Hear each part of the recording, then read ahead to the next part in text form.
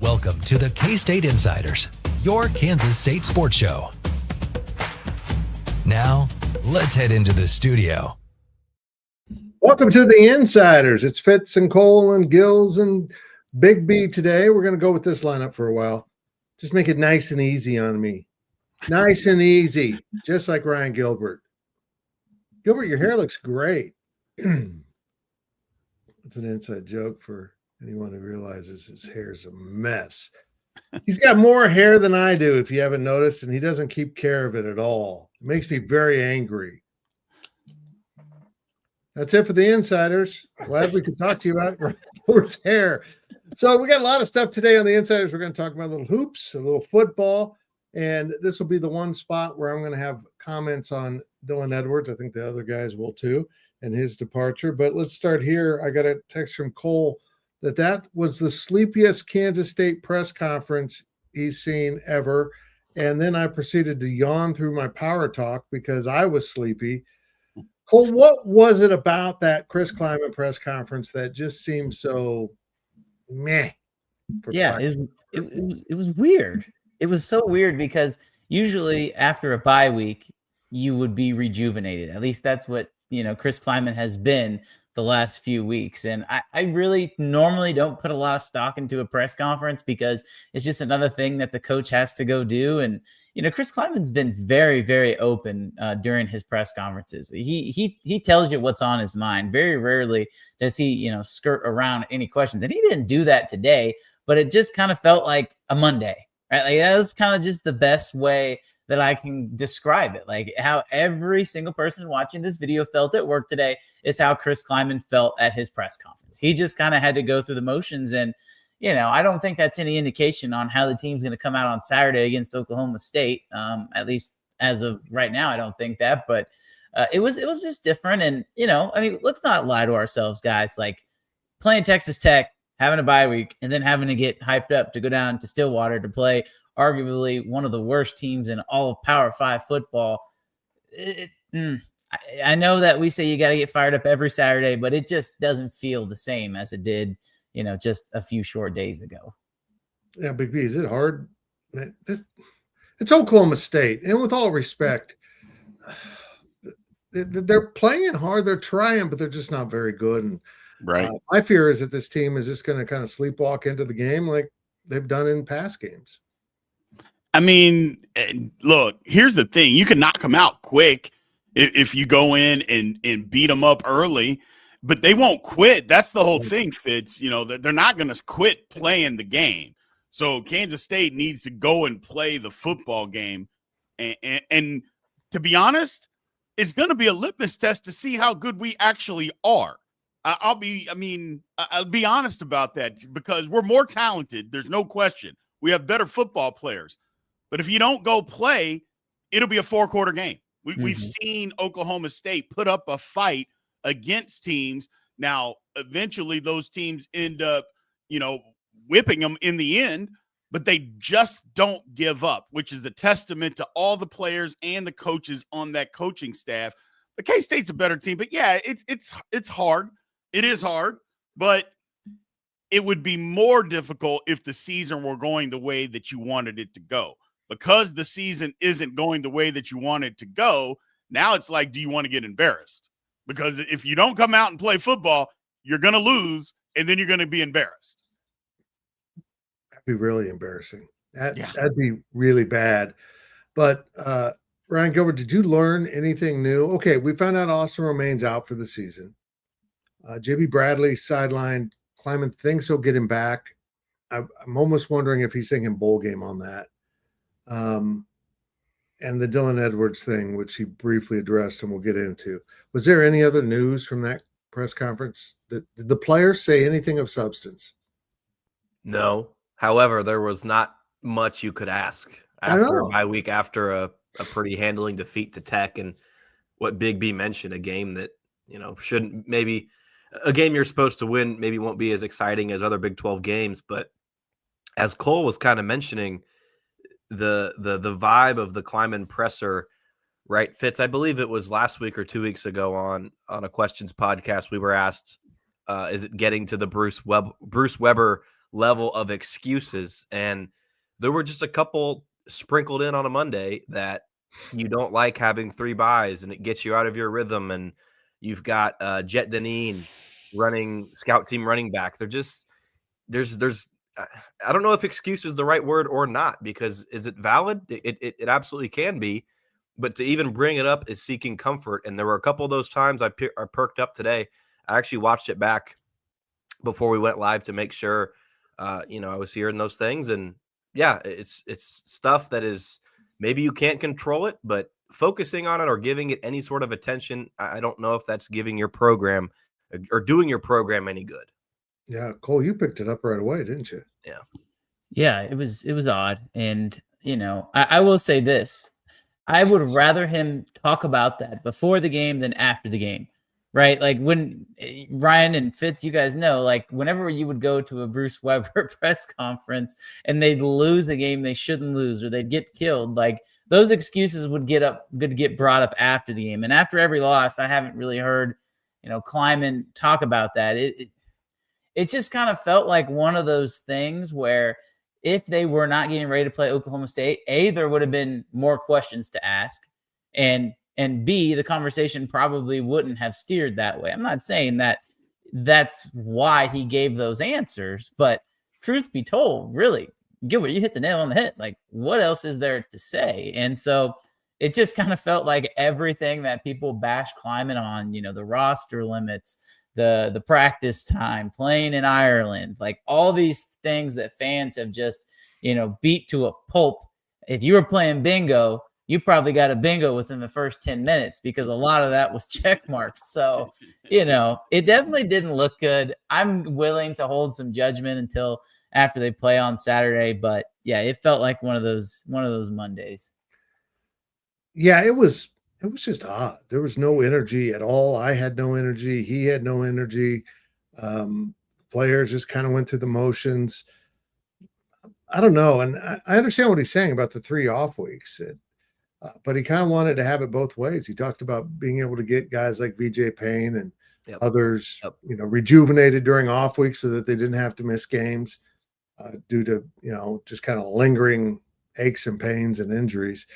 But then he talks about, not having enough guys. They really got nothing out of practice last week, from what I could tell. Nothing from the off week because they didn't have enough bodies to go, and they had to let most of the frontline guys rest to try to get them ready for the last 3. And so they worked on some special teams, which is good. I'm always down for more special teams work because they've needed it. But Big B, it's just that time of year, you're 75% done with a season that has gone 100% the wrong way and from what you thought. And now you just got to play out the string, but they also have to win 2 more. I mean, that's really important to the whole process of getting ready for next season. And I heard a coach today that is ready to be done with the season. I don't know how else to say it. That's exactly what I was going to ask you guys. That it sound like a coach that's already checked out? Because I didn't listen to the press conference or anything, but from what you guys are saying, it kind of sounds like a coach that's checked out. And if that's the case, that's not a good sign because now you're setting yourself up for failure. And you're basically, it's kind of what Cole said. And we've talked about this just too many times, giving yourself excuses for a bad future performance. Mm-hmm. That's what it sounds like what you guys are saying. Yeah. And quite frankly, I'm tired of it. Stop building in all the excuses. Just go play football and go win. For instance, well, we don't want to have 3 bye weeks, but we needed guys to rest up. Well, what if there wasn't a bye week? Then what? What would it have looked like last week in the game? Would you have given us an excuse then on why you got your head beaten in? I just don't want to hear it. I don't want to hear it, man. Enough is enough. At some point, it's just go play football. Just stop with all the nonsense. And I don't know. Maybe I'm wrong. Maybe I'm looking at it wrong. But professional football players would take a bye after every single football game if they could get it. So now you're telling me that college players don't enjoy having an off week? Of course they do, to heal up. And you're giving excuses. I don't get it, man. I just don't get it. again, maybe I'm wrong. I don't think I am, but it just seems an odd way to come off of a bye week with no energy. Most people are rejuvenated, and it sounds like we're talking about excuses on why we didn't want it, but why we needed it, but we didn't get anything out of it. What, huh? Like what's going on here? I don't understand. Fitz, tell me if I'm wrong, but it also kind of felt like, to me, the comment was interesting. It was almost like he was saying we didn't want to buy because we felt like we were playing pretty good, and they didn't want that momentum, whatever, in whatever direction they had to kind of be stopped. That would be the only other angle I think that he would take. But after you lose, pretty handedly at home, I don't necessarily know if I fully agree with that sentiment, but I don't know. I don't know about you guys. I'm just like, the overanalyzation of everything, it just gets so tiresome. And the noise around the program right now is at a point where I think everybody is just ready to go play and get these past basically, 3 weeks, if you count the Texas Tech week, out of their mouth, because it feels like the last game was forever ago, and it's only been 10 days. So yeah, there's just a lot of noise right now. Gilbert, he's just really fallen into this habit of just generating excuses. Like I don't even want to call them excuses. There's talking about things that are actually going on. That they have a lot of injuries and they're running out of depth to practice with. That's an excuse, but it's also a fact. You know what I mean? It's not like he's talking about a hangover from travel, which is vague and can fit any need. You know what I mean? Not having enough guys due to injury, and this team is pretty beaten up. But I saw a great tweet from Ryan Wallace. It's almost like they didn't have a full spring to physically prepare for this. I mean, there's something to be said about that in itself, that you shorten spring practice to make sure they were fresh, and they're not fresh. So maybe they're just not, I don't know, toughened up for this season. I'm not sure what's going on here, but the press conference had this vibe of let's get this over with. This press conference, this game, move on to next week. And I thought a sign of it was coming out and saying, well, Austin Romaine has needed to have surgery this entire time. But now that we have 3 conference losses, this wasn't said, but this is what I kind of felt was being expressed.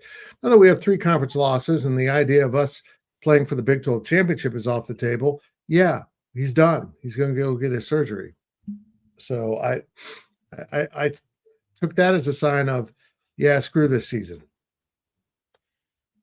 Yeah, I agree. And Cole, you mentioned, I do want to circle back, Kleiman saying these things before a game. I would agree. It's better than saying it after a loss in the post-game presser. But like Big B said, you are just setting the stage, like I hinted at earlier, by even acknowledging this. You know what, guys, we did lose, but hey, we had these issues that were lingering throughout the week and going into this game. So just don't even mention it. I think the best way I would put it, guys, is going through the motions, right?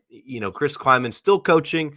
There's still scouting going on for Oklahoma State, right? There's a lot of things going on, and he's doing his job, but it maybe just feels like, Kansas State was supposed to win the Big 12 this year. If you go look at Vegas, Kansas State had the best odds, and now you're looking at a team that might not make a bowl game if you can't go down to Stillwater or beat Colorado at home.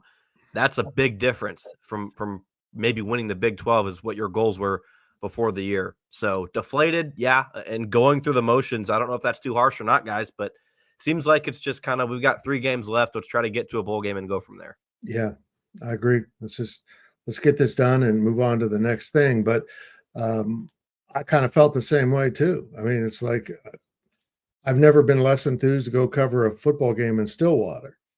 The only thing I'm really looking forward to is, for the first time in my life, there was an open Hilton property on a game night before a game in Stillwater. That's never happened. So the enthusiasm's down there. So, and we also get a delicious barbecue pregame meal. That's pretty much the highlights here for me going down. And I am excited about having barbecue. That's it. That's it. The fans aren't even as what they've normally been, unless they're dressed up as bananas, and I hope they do that again. But I took the Austin Romaine news as just a kind of an identifier that they know this season isn't going to accomplish anything, any shred of respectability outside of getting 6-6 and going to a bowl game, if that's even acceptable. But because Austin Romaine is lost, who becomes middle linebacker? Desmond Purnell. And Big B, I want to go to you on this. Mm-hmm. Des Purnell's been playing really great football, not at middle linebacker. I think moving him there is a double whammy. First of all, he's not a true inside linebacker. He's not big enough. And I think he's going to get bogged down in there. And then you lose him doing what he has been doing so effectively. So I don't know. I kind of wish they just put a young guy in at middle linebacker, just like how Austin Romaine got his feet under him. I mean, if the whole thing is, well, now we want him to have surgery after he played, with this injury that he's needed surgery the whole time, that's basically, I mean, you're not waving the white flag, but now you're moving somebody out of positions. Like you said, why don't you just put somebody else in there? Did he had a backup? I'm guessing he did. And whoever that is, now what are they doing? And if that kid's not good enough, that's another conversation that we got to have. If the backup middle linebacker isn't good enough to go in and play, then what are we doing here? That would be my first thought, is like, what are we doing? So, yeah, you're right, Fitz. You don't move a guy that's starting to play some of the best football that he's played all season and move him to a different position that he's not going to be as good at. And maybe he will be, who knows? But I don't think he will be, because he's too small. It's like you said, it's not his natural position. You move him in there, okay. Well, then now his backup is playing. I just don't understand that. Somebody's backup has to play. Right. So I just didn't understand it. And I'm sorry, if the middle linebacker, the second string middle linebacker at Kansas State is not good enough to play, then what the hell is he doing on the football team? That's all I would have to say. Like, what is going on? I have an opposing view on this, guys. Okay, go. I'm going to go against the grain here. I don't mind it, because I think you get to see what you have in Asa Newsom. Right. And good.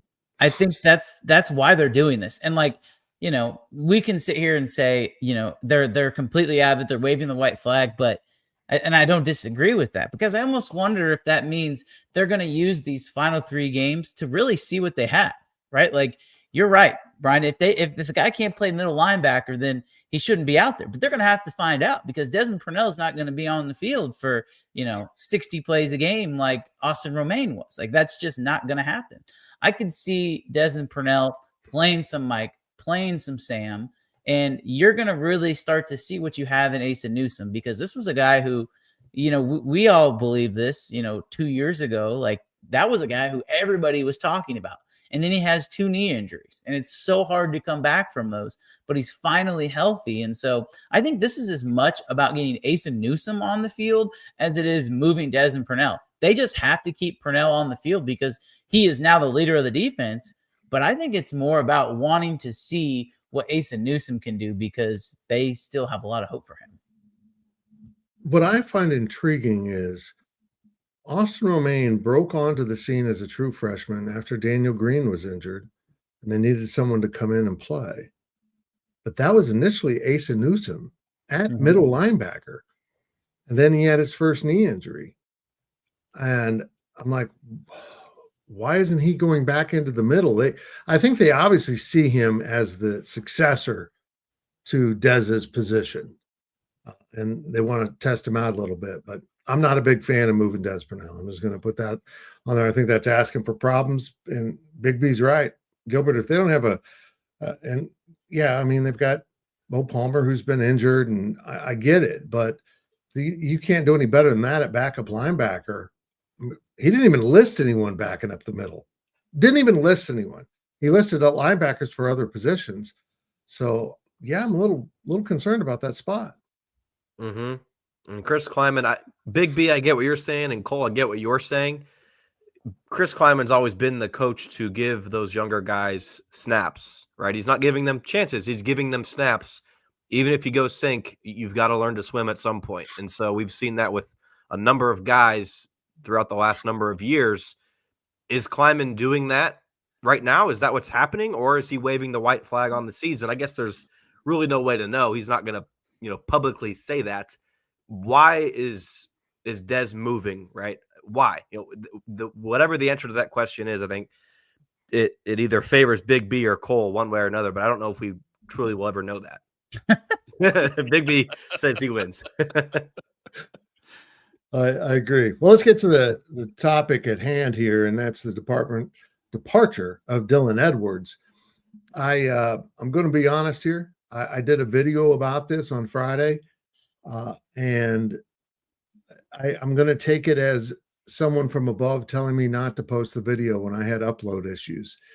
I was trying to get it uploaded and couldn't get it to go, and I was out to eat with some friends, and I stopped and thought about what I said and how I, spent 6-7 minutes talking about it, and I thought, no, I'm kind of sick of this. I'm exhausted by this. So at that point, I told Gilbert, because we needed to have something, I just wrote up a basic thing on the message board and put some thoughts in it and said, the hell with the video. I'm ready to move on. I'm exhausted by the entire drama that has been the Dylan Edwards time at Kansas State. Just from the very start, it was just, I don't know. And he's a kid that says all the right things with a microphone in front of his face. And then we hear about other stuff going on. Big B, I almost look at this as a plus, even though he's an incredible talent. He makes your team better if he would just shut up and play. But he's a whole package. He's the whole thing. And unfortunately, what he does on the field has been a minute part of the Dylan Edwards experience this year. And I'm just like, bye, Felicia. Have fun at wherever you end up. I'm ready to move on. Well, I think part of it was, look, we're in a day and age where kids are getting paid and kids can move on. Kids have some power, which to me, I think is a good thing. The kids have some power. Now, has it shifted way too far? Of course it has. But at the same time, still kids. Still, I mean, they're still kids. I'm always going to look at them that way. But I think they protected them too much. And when I say protected them too much, just tell what's really going on. There wasn't a sane person out there that didn't know this kid wasn't going to redshirt and transfer. Just put it out there. We badmouth and people badmouth Coach Prime all the time for some of the things that he says, and maybe he's too truthful, but he would have said it. And I mean, he would have flat out just said, no, he's not going to play. He's going to get in the portal. He'd have said it 3 weeks ago. And so I just didn't understand all of the, well, he's hurt and like I said, I played football and I get it that it was 100 years ago. I totally understand that. But at the same time, you're never going to be able to convince me that somebody played a full football game, was fine. The next week, they're iffy, but they still playing the game. You don't see them limping around. You don't see any problems with them, but then they don't play as much, and then all of a sudden they're hurt and then can't play anymore. I'm like, stop it. Stop lying to us. Just tell us the truth. We knew what was going on. I just didn't understand it, and I didn't respect it because it hurt the football team. Now, the football team can say all the right things. It's kind of what you said, Fitz. They can say all the right things, but they knew what was going on behind the scenes. And you can't tell me that that part didn't fracture a locker room, whether they would say it or not. It did, because half the people in there are like, why is he still here? Like, why is he out here? And then the other half are like, well, we need him. We want him. We hope he comes back. Hey, man, be honest with everybody about what's going on. And it doesn't sound like that necessarily happened. Maybe it did behind closed doors. I don't know. But if it did behind closed doors, then why wouldn't you just tell everybody else? That would be a really odd thing to do, is to tell people that Dylan Edwards inside the complex is transferring and not let the public know. Like, what competitive advantage do you think you're going to get from that? Like, you got to prepare differently. Nobody was preparing differently for K-State because he was there. He hadn't played.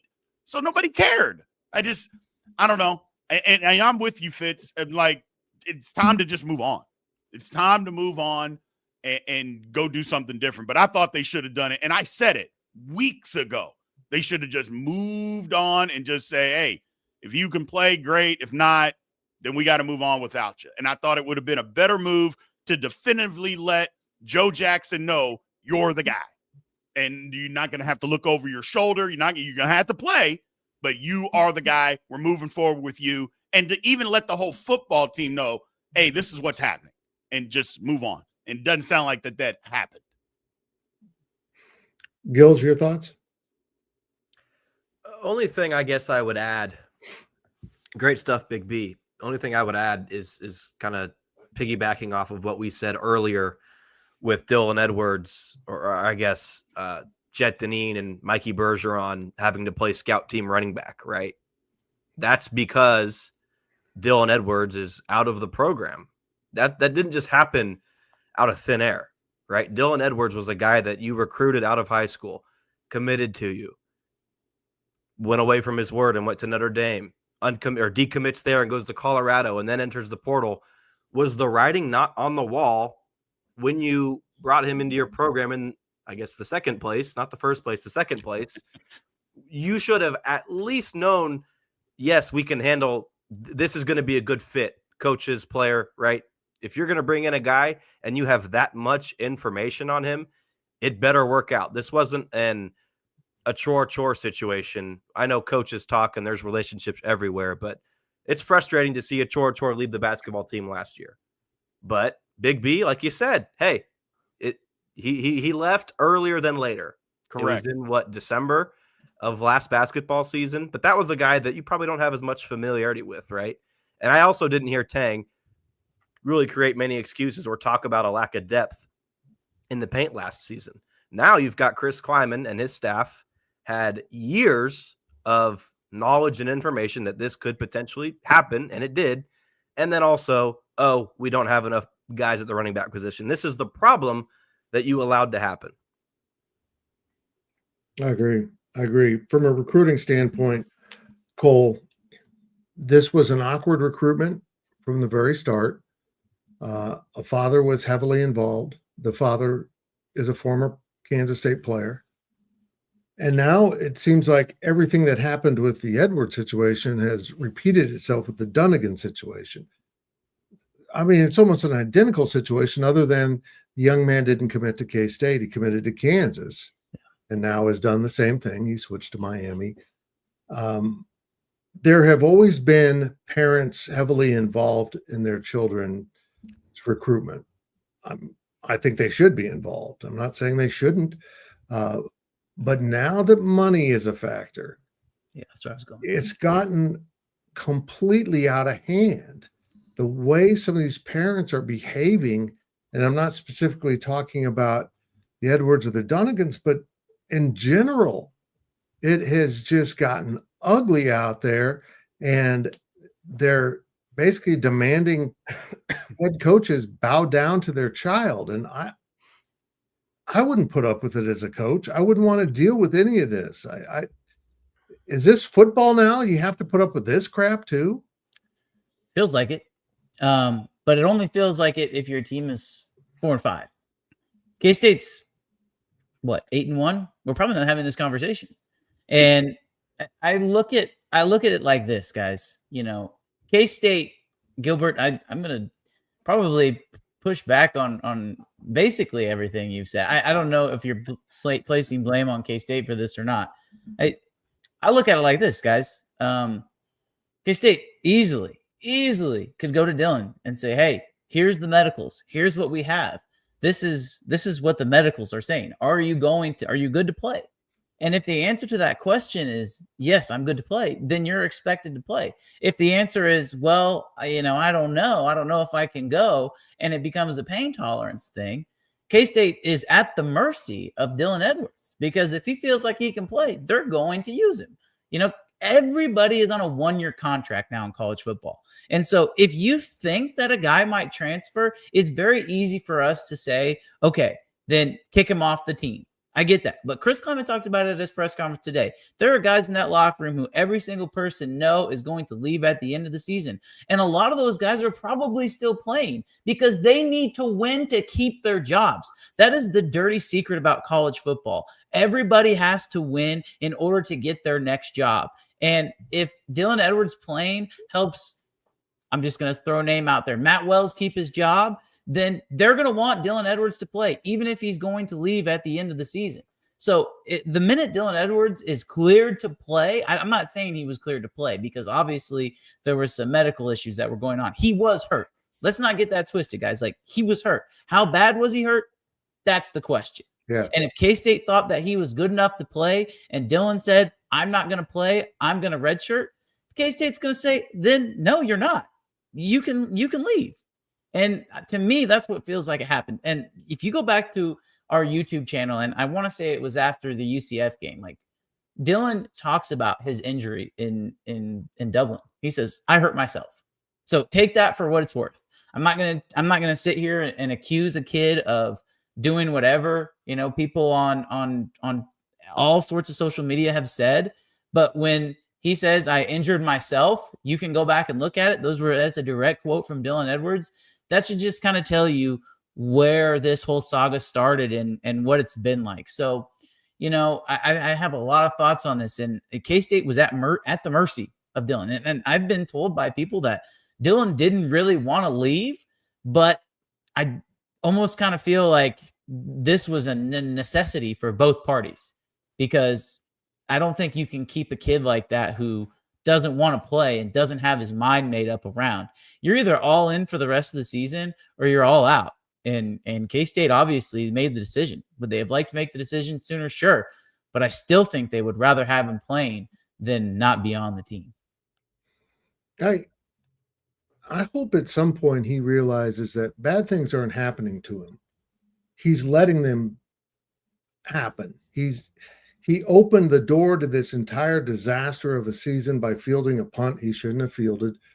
And then from that mistake on, everything was built on top of it. He said that you can see on the tape when I got hurt, and I know what moment they're talking about when he thinks he got hurt. It just doesn't add up to basically an almost season-ending injury. It's like a 2-week thing, as far as I can see, if that. Maybe you miss one game. I think they've hinted that the scans aren't showing much. There's not much there. There's something there, but it's not this. I just think he got himself into a situation where he was embarrassed by what happened in Dublin. He was embarrassed about how he handled it, and then he tried to hide, and then he tried to come back and play, and it didn't work at Arizona, and then came back in UCF. He played really well, but then at Baylor he just started limping again, and they're like, "What's going on?" And that was the last we saw of him.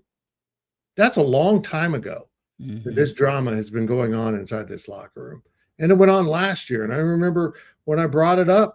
And then, he decided to stay, and everyone was saying, "Oh, Fitz made it all up." No, this has been going on since he arrived. If you're old enough, if anyone out there knows what I mean by this comment, I don't expect that 2 of the guys on here will. Maybe the 3rd will. But Dylan Edwards in a press conference is Eddie Haskell from Leave It to Beaver meeting parents.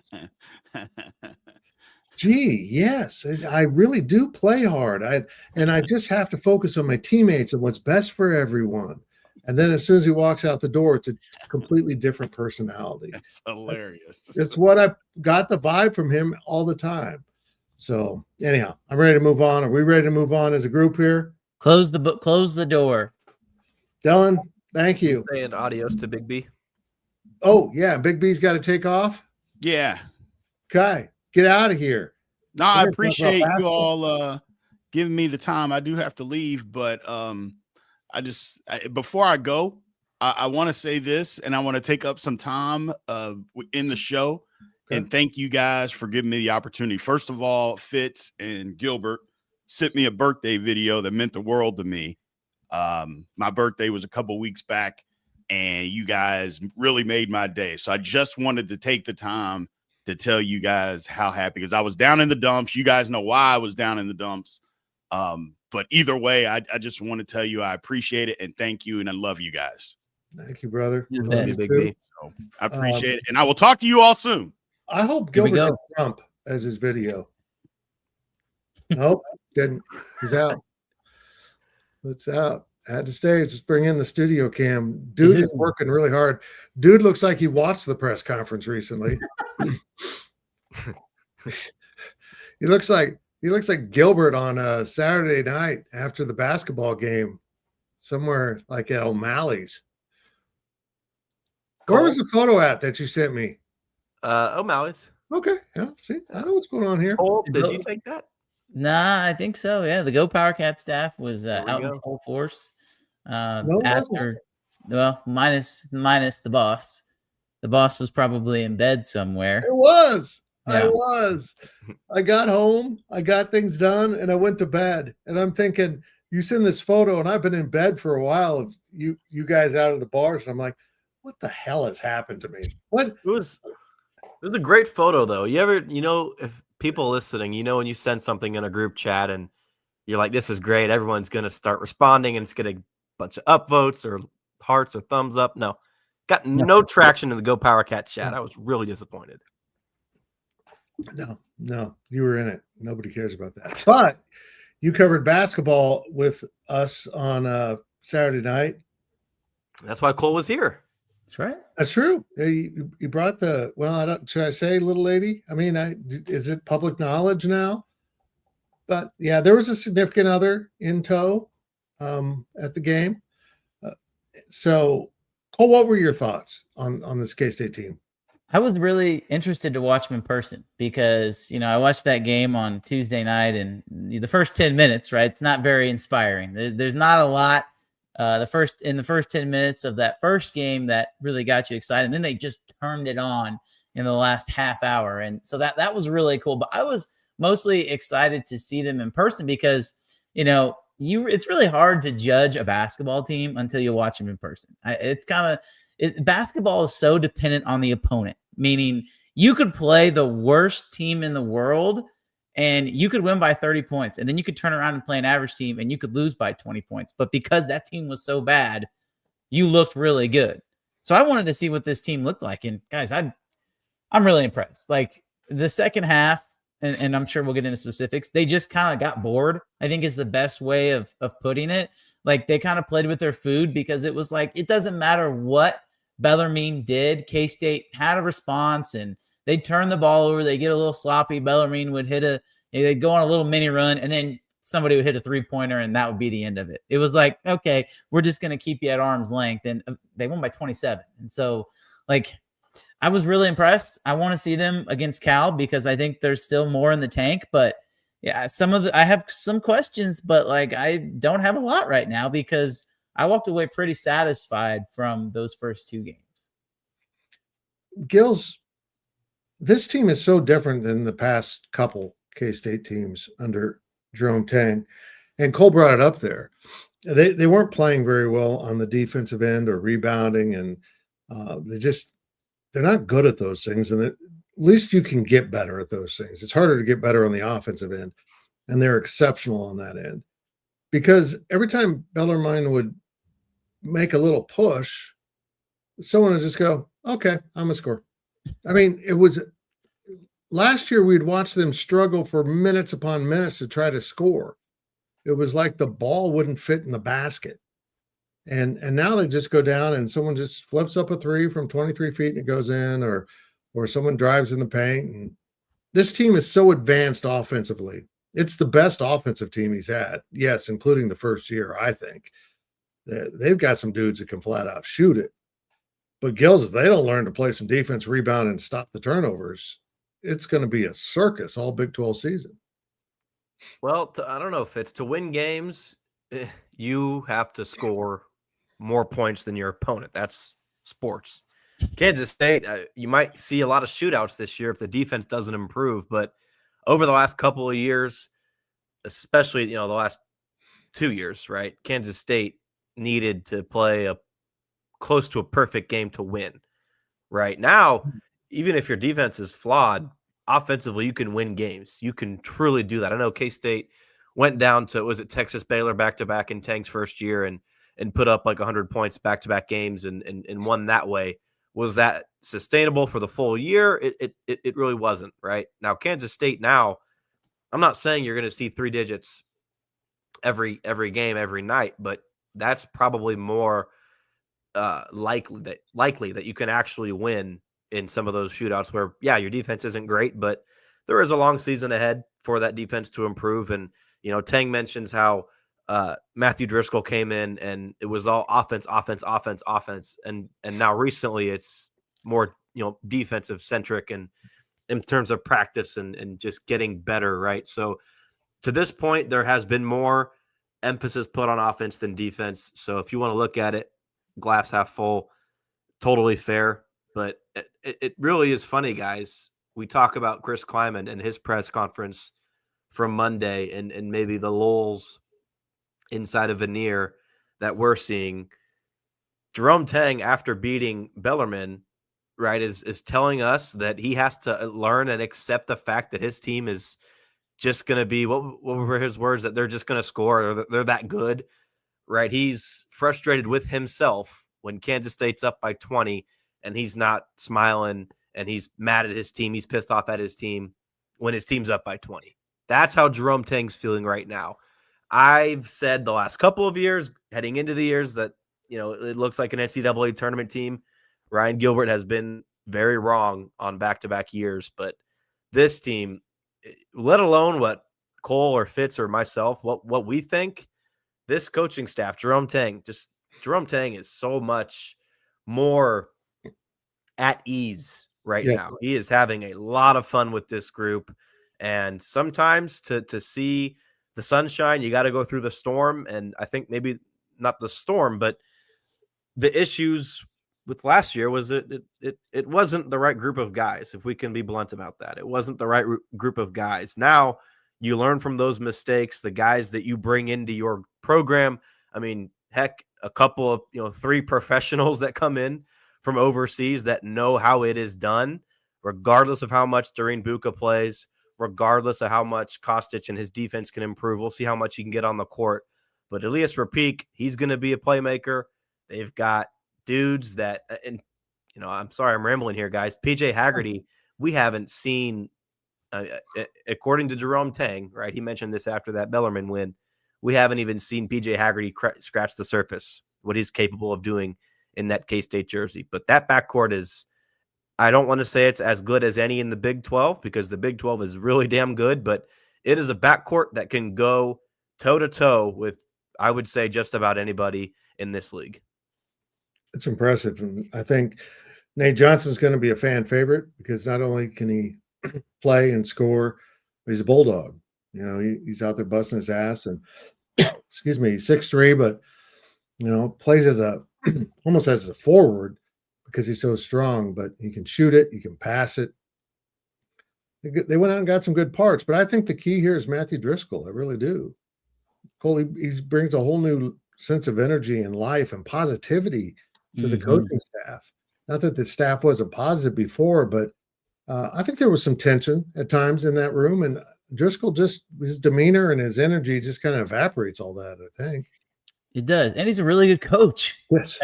I think that's also part of it. And, I obviously being at the game, you get to see things that you don't see on TV. I don't know if you guys caught this before the game, literally right before tip off. Driscoll is like halfway out on the court, like talking to PJ Haggerty about the very first set they're going to run. And I think it might've been Dream Down. He was like, Coach, come on, you got to come back. Yeah. And he's just always engaged. And, the person I was with was like, look at that short little man with the little book he has. And that's what he does. He's just he's the Energizer Bunny. And, I truly believe how we see him during the games is how he is in practice, only times 3. This guy is all over the place in a good way. And I think he is a huge difference maker. The best way I can put it, it's like having two head coaches on staff. Yeah. You have your head coach overall of the program in Jerome Tang, and then you have the head coach of the offense. I mean, Tang doesn't even have to worry about that because that is everything he can do. And you're right. He has been such a difference maker. But again, I go back to this, guys. Like, you look at that roster and you compare it to last year, the year before, and the year before that. And we thought losing Brendan Hauston to the transfer portal was a really big deal. I mean, he was a really highly rated transfer. I think he might have been a higher rated transfer than Abu Bashir, but guys, there's no comparison there. And that's no offense to Brendan Hauston, but they upgraded at every single position and they upgraded on the staff. And so, yeah, they were close the last 2 seasons, but I think it's going to push him over the hump this year.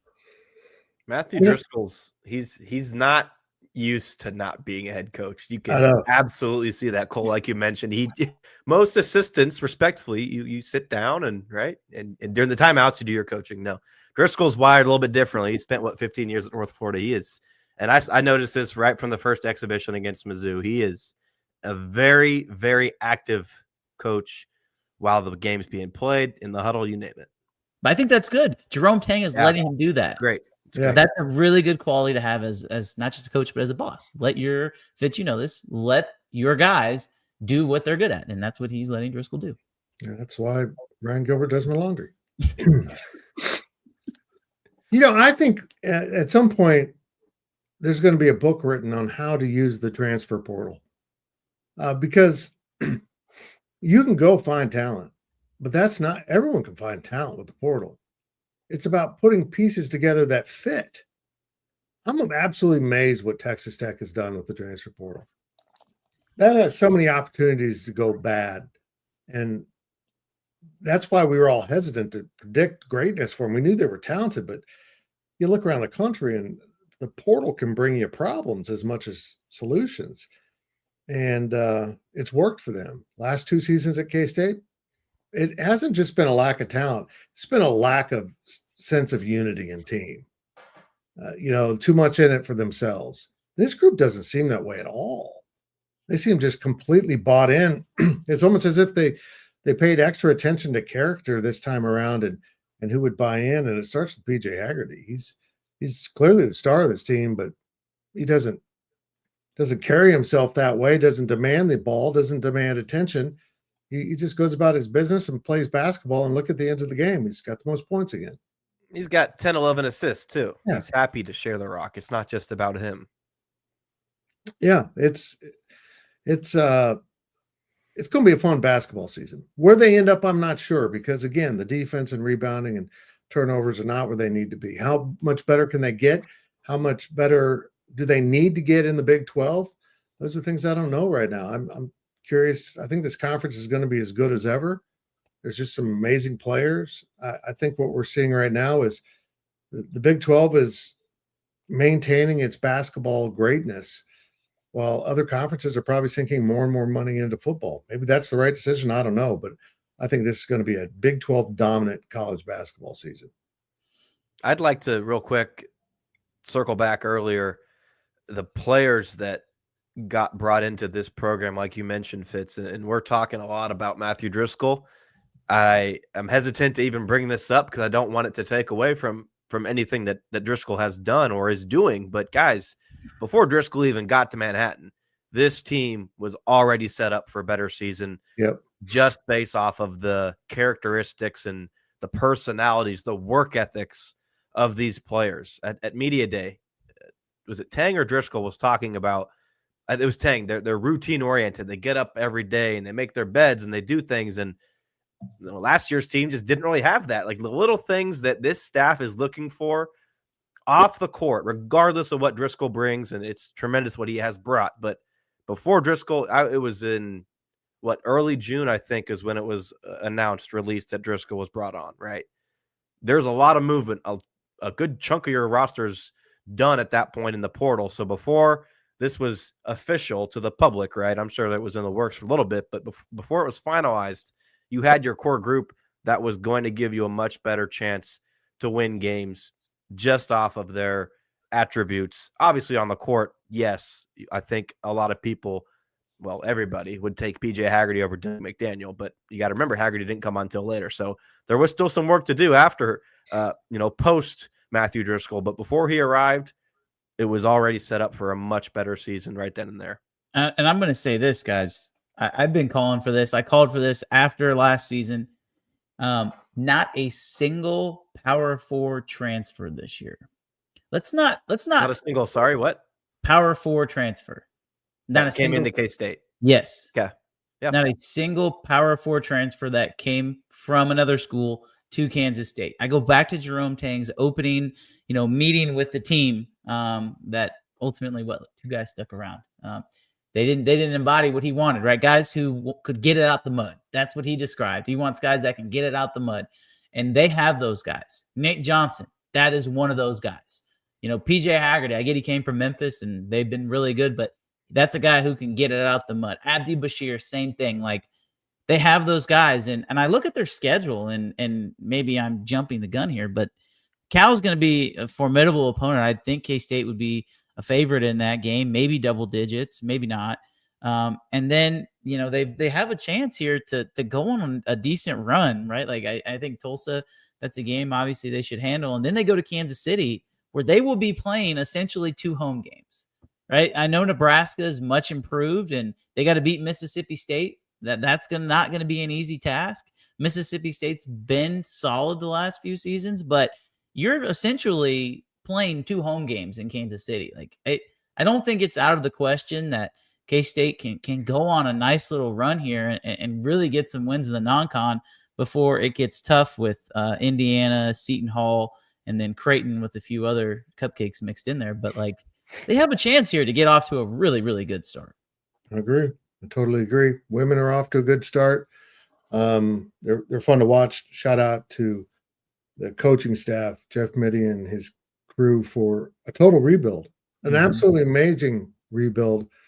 They lost some historic players, some players that are going to be up in the rafters, and they did an incredible job recruiting and using the portal.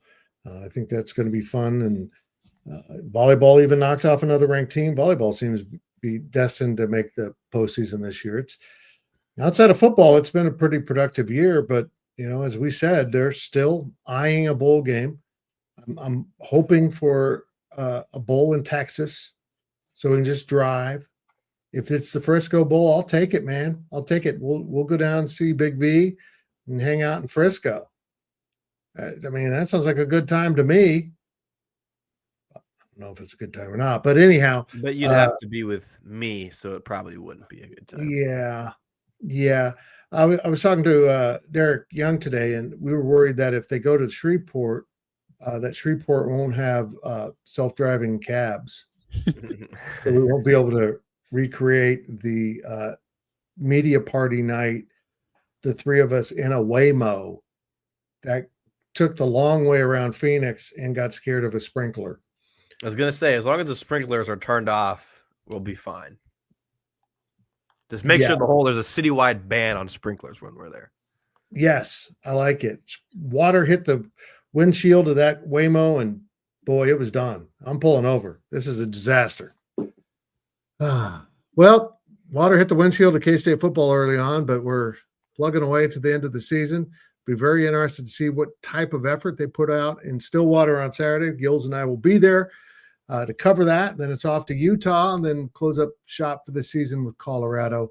We're getting there. This season has been both long and fast. It's like, how did we get 3/4 of the way done with this season already?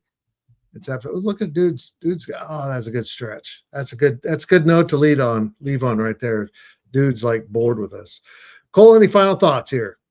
Just excited to see how things turn out. We can sit here and talk about the press conference as it relates to football, but we're going to find out a lot about, not just this team, but the whole entire K-State football program, I think, on Saturday with how they come out. So I'm looking forward to that. Agreed. Gills?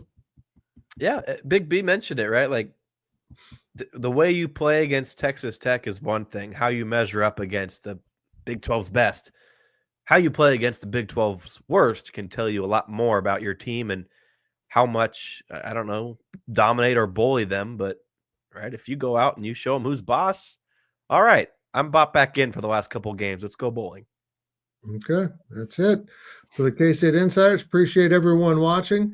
We covered a lot of ground here, a little bit of everything as we move closer to K-State, Oklahoma State on Saturday. And of course, we'll have the regular podcast. We'll be recording that tomorrow for Wednesday, then the K-State pregame show, and then the walkthrough with Monty Spiller, hosted by Cole Carmody on Friday. Your usual lineup is back, and we are glad that you were watching tonight. We appreciate it very much. Hang in there, Cat fans. It's going to be a fun basketball season, and let's see where football takes this team.